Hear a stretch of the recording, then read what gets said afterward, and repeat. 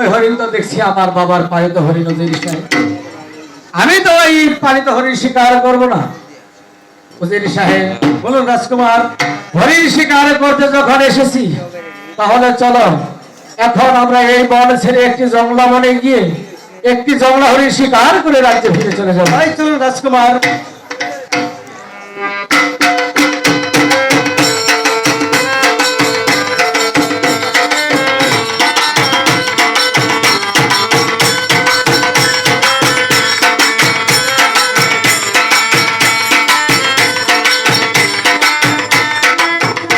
উজির সাহেব বলুন রাজকুমার, সারা বনে তন্ন তন্ন করে খুঁজে দেখলাম কিন্তু কোথাও তো আমি একটি হরিণ খুঁজে পাচ্ছি না।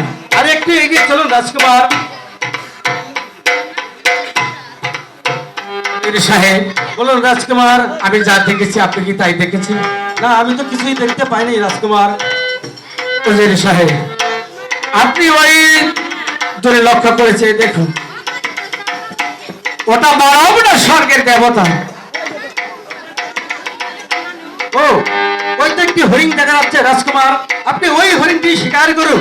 উজির সাহেব বলুন রাজকুমার, আপনি হরিণের চারপাশ ঘিরে ফেলুন। আর রাজকুমার আপনি আরো শুনে রাখুন, এই হরিণ যার পাশ দিয়ে চলে যাবে তার জল বাস্য সমগ্র দান কেটে দেওয়া হবে। ঠিক আছে রাজকুমার, তাই হবে।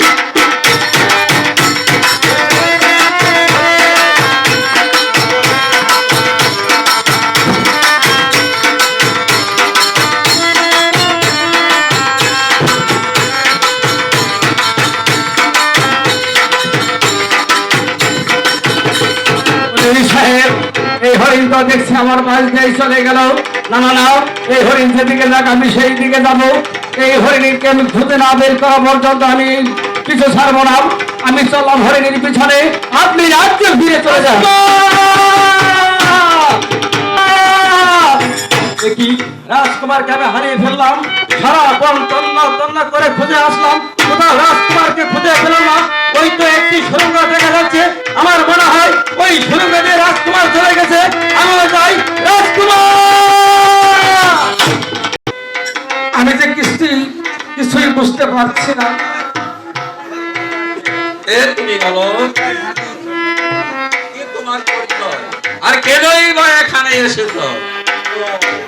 মহারাজ, আমি তো এখানে এসে পড়েছি একটি হরিণ শিকার করতে করতে। একটি হরিণের পিছন পিছন আমি এখানে এসে পড়েছি।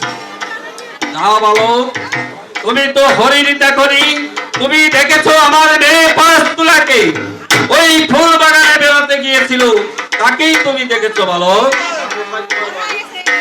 মহারাজ, তাহলে আমি কিভাবে আমার দেশে ফিরে যাব? আমার এটা হলো পাতালপুরী রাজ্য। এই রাজ্যে যে একবার আসে সে আর কোনো দিন দেশে ফিরে যেতে পারে না।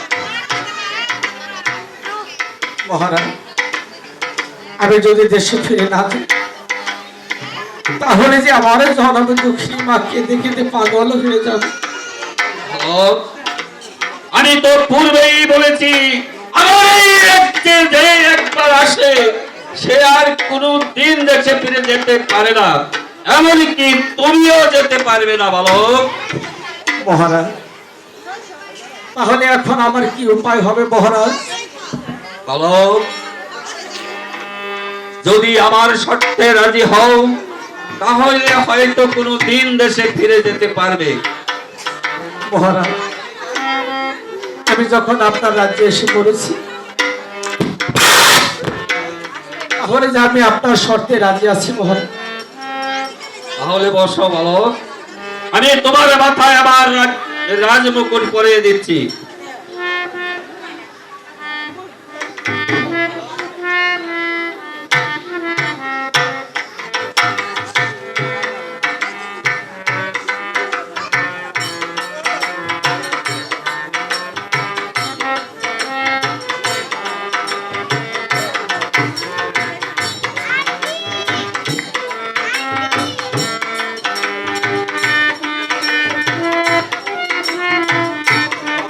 চলো বলো, আমরা এখন অন্তপুরে চলে যাই। তাই চলো।